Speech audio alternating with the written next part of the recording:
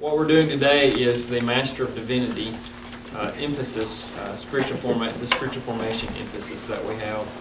And so, the topic of the day is, what is the actual topic, Brad? Saving the world and saving your children is how I wrote it. Family? Yeah, or your family, yes. Okay. Saving the world and saving your family, in essence. All right, so in order to make this point,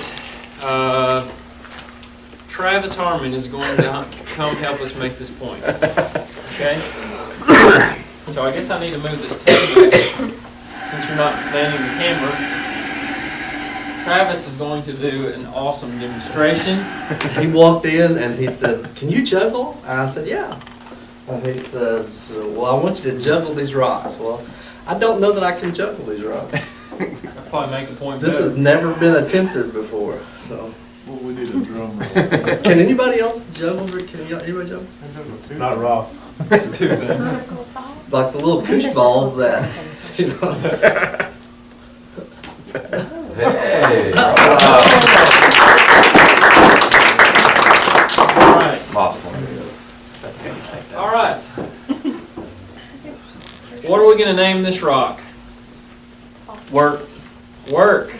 All right. What should we name this one? Smash toe. Family. Okay. What is this one right here? Well, what do you say? Mystery? Ministry.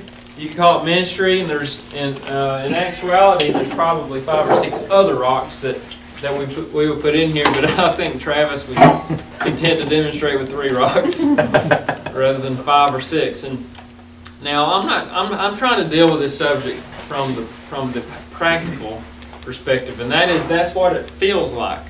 Okay. Now it's amazing how, and I'm sure y'all have some all kinds of situations you can bring up here. For instance, you came to chapel straight out of some type of work meeting, and then right when you're done, you've got to go talk to some relative of yours who's creating who knows what, and that's just the way it all goes, and it all just seems to seamlessly flow together. And for all practical purposes, you look like you've got your head screwed on straight. But sometimes you just don't feel like that. I just had a conversation, using Travis once again, just had a conversation with him, and we were talking about a mission trip that he has coming up in the very near future to lead a campaign in Peru.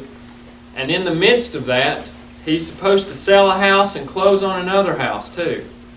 And I know exactly what he's talking about. I remember one time being in the Philippines, and while we were there in the Philippines, it turned out we were having a great campaign. I mean, just a great campaign. We've been preaching and teaching and having Bible studies. And what we found out after a day or two of being there, that there had been 2 or 3 missionaries who had been abducted. And I think one of them had their head cut off while we were there. So we were getting all kinds of emails, and we didn't know it, from back home. At the same time, we began to try to deal with some of those emails, say, hey, we're fine, we're nowhere near any of the stuff, everything's great. My house sold, and so I'm trying to get access to fax machines, and so it all just runs together. It all runs together. So, we look at passages like Luke chapter 19. Luke chapter 19, verse 9 and 10. Oh, let's just read verse 10. For the Son of Man is come to seek and to save that which was lost. When Jesus said that, that's what He intended to do, to seek and save that which is lost. And what's amazing about this is the singularity of purpose that Jesus has. What do you mean by that? I mean, He's just on target. Tonight I'm going to be talking about whether or not Jesus was married, and I'm pretty sure He wasn't married. And part of that has to do with also, like for instance, Paul. They're able to just so wholeheartedly spend their time doing what they do because that's what they chose to do with their life, the singular purpose in life, to seek and save that which is lost. Now, some of you have already made the decision, and some of you are contemplating making the decision, for instance, to be married. Now, some of you have decisions that have already been made for you that will compromise your ability to have singular purpose of seeking and saving that which is lost. Some of you have family members who are already Christians. You know what that means, don't you? That means it is not your prerogative to cut them off. Have you ever thought about that? Now, we like that dramatic picture in our minds of, I have left everything for the sake of Christ. And sometimes we intentionally cut people off who don't need to be cut off. They're not fighting against us. They're actually with us. On the other hand, we have students who've come here or may be here now from different countries who, when they decided to become a Christian, their family said, I'll never speak to you again.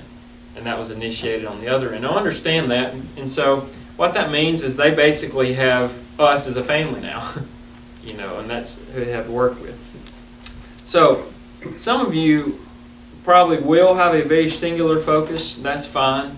That's good. There will be a lot of challenges that come with that. But most people end up having to juggle a number of things. Now, I say it this way intentionally because sometimes when we have our rocks here, we have our ministry rock, we have our family rock, we have our work rock, and we have other rocks, and it never occurs to us that our family is our ministry. It never occurs to us that our work is our ministry. And the problem with that is sometimes we don't like the fact that ministries pick us. Have you ever thought about that? God actually wants you to be an effective tool for His purposes. And you thought that God intended you to go into Saudi Arabia and, proclaim the gospel to so-and-so and do this, that, and the other. Well, sometimes God just doesn't have that laid out for you. And we don't like the idea that we don't get to pick that ministry.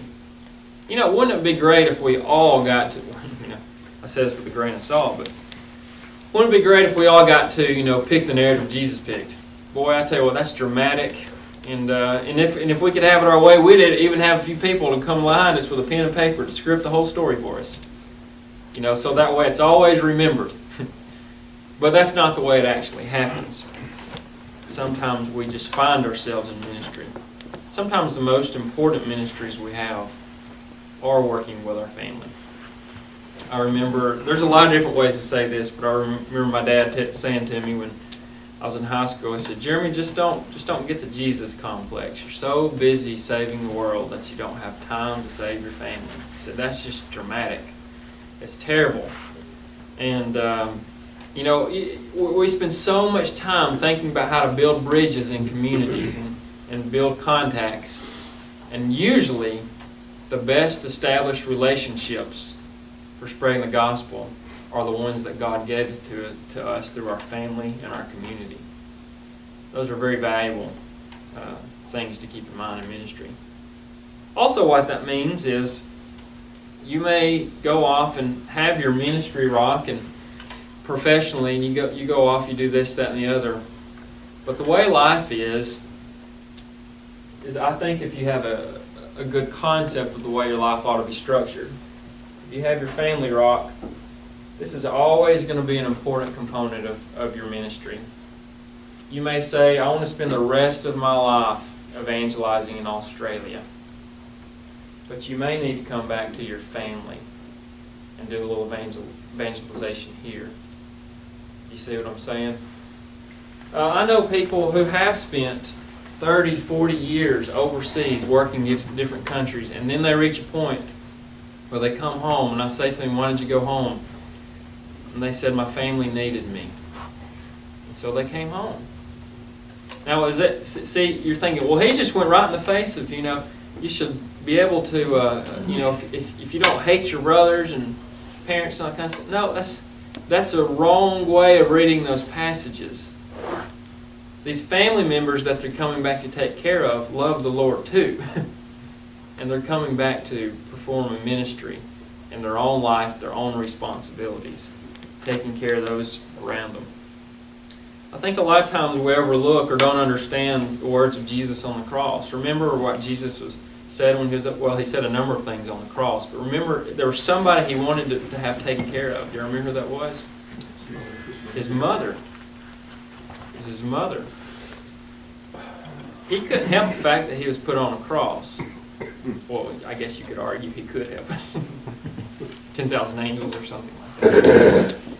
But he understood that he had a mother who needed to be cared for. That's just one of those things in life that you always have these different parts of your life that you need to make sure you're being responsible with. And the temptation that we have in the world we live in today is to not take care of people around us. And this is part of the reason we're having so many problems, just part of the reason we have so many problems with healthcare and stuff. We just like to think that you can take family members and dump them off on a system to be taken care of. And it just doesn't really work that way, not 100%. You understand what I'm saying? It's going to involve a lot of time. We like to think that we can take our kids off and drop them off at a school and the school will just educate them. But it doesn't work that way. Have y'all ever seen PTOs? I mean, you've got dozens of mothers and fathers running around the school making it work, along with those who work at the school. Volunteers. It involves a lot of people getting involved, and when it comes to your own family, it involves you being engaged and involved in making sure that a family can function right. So the point of this chapel, very quickly, I'll conclude, and then I'll allow us to share some insights or thoughts because we've got a couple minutes that you might want to add to it, is you don't need to set out the dichotomy that we set out in this chapel talk. Don't choose to save your family or save the world. Manage your responsibilities, and it's going to involve all of these things. And make sure you allow for that. Last thought. There are a few things that I love to do, okay? I mean, there's a lot of things I love to do, but in particular, when it comes to work, there are some things I do at work that I don't like to do. And then there's some things that I like to do.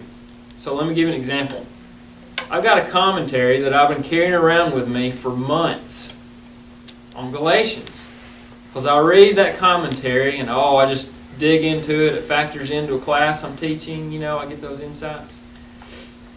But there are other things that I have to do related to work too. Guess how often I actually get into dig that commentary? The one thing I want to do. About an hour a week. But I carry it everywhere. Because I might get a chance. Some weeks I get 2 hours to dig into it. But that's because this needs to be done. This needs to be done. This needs to be done. This needs to be done. Financial matters or dealing with people or dealing with something that needs to be written or going to this meeting. But it's not just work that's like that. At the end of the day, I have to be done with what I need to be done here because those same type things start happening at the house. This has to be done. This has to be done. And you've got to be able to get it all in there. It's just real important. And it becomes a real struggle for a lot of people because when you didn't really want to do it anyway, whatever it is that was coming up. A lot of times we end up trying to fill our schedule with the things that really make us feel enriched. And what happens very quickly is we become out of balance and you do lose your family or you drop one of the balls or one of the rocks is what happens. You just can't keep up. At a certain point, you've got to get back to it. Catch it, toss it back up, then come back around. So really what I'm doing with my Galatians commentary is I hold it for a second and then I throw it up in the air and then I catch whatever else is there that needs to be caught. And then when that commentary comes back down, I'll grab it and I'll soak it up and then I just toss it back up. And so you just got to learn to adjust and be responsible. And sometimes you get to do the things you want. Most of the time, do things you need to do. So, do y'all have anything you want to add to this? I want this to be very informal. I know that, and especially in studying the Restoration movement, lots of those early preachers got so involved in that Restoration movement that they let their families go. And you don't hear of many sons following their fathers in that movement because they were so enthralled in doing what they wanted to do for the Lord that they forgot completely about Yeah. their families. And another thing I thought about was when I was some of these younger men's age, your responsibilities comes with keys on your keychain. When you're a kid, you've got one key to get in the house. Yeah. Then when you get a little bit older, you get a key for the car. Then when you get a little bit older, you get a key for work. Then you get a key for the church, and then you get a key for this. And then before you know it, you've got all these keys on a ring. Well, every one of those keys are responsibilities. And it just seems like after a while, it just engulfs you. Yeah. But you have to, like you said, you have to set your priorities, of course, with God being first. And then make sure that you're there when you need to be there for as many people in your work as you can. Yeah, you made me think restoration leaders. How many of y'all have been able to read any on David Lipscomb yet? You may know what his main occupation was. He's a farmer. You know, not a farmer with animals. What that means is a lot of attention. We know him as a prolific writer, prolific preacher, etc., but he farmed. Anybody else, comments? I think this chapel actually goes really well with something Bill Bagents talked about a few weeks back, and that was a way we balance our community and our church work. We got to balance everything. I really like what you said when you said manage your responsibilities. Even as a student at a younger age, I'm not fully working with the church, but that is something that I struggle with often because there are so many responsibilities we are learning in ministry as we start to get into it. I usually call it too many irons in the fire. And it's real difficult not to, but it is possible. It requires some thought, premeditated thought. My calendar's always booked right now, but it's never booked 6 months from now, and that's the problem. Do you understand what I mean by that? I'm throwing everything on the calendar 6 months ahead and without thinking about it, which means I keep it booked, which means I keep too many irons in the fire that way. So put a little thought into it. Oftentimes you can figure out, or using what Ricky was talking about, you can figure out which keys can go off the chain. And see, I think I have that commentary on my keychain. You know, I probably don't have to have it on there, but you know, that's one of those that keeps you sane. Anybody else? Any other thoughts? Yes. A long time ago, when I was a youth minister in Nashville, at that time, church secretaries were usually old enough to be my mother. Now you can't find people that old. But she gave me a sign and put it over my desk, and it said, "Never say yes to more things than you have time to pray over." And I think that's a good rule, good principle. That's good. That's good. Yes. Well, I think also that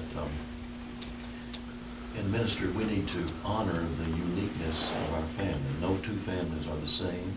And so no two families cope with the stresses of ministry the same. Some families need more attention than others do. All families need attention. That's the good point you're making there.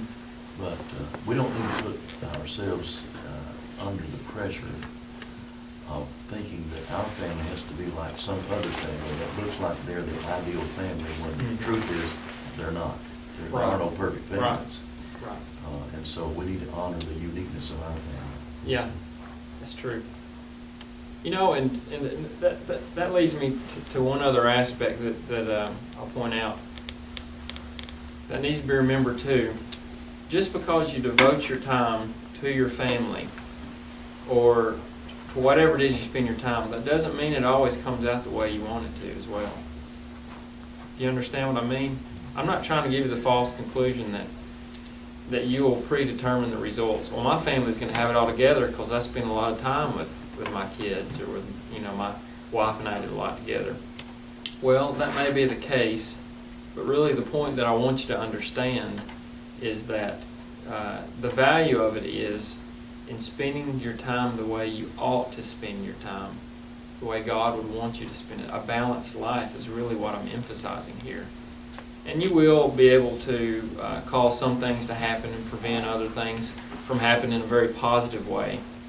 But the main thing is making sure to use your life effectively and not ignoring the things that are part of your life.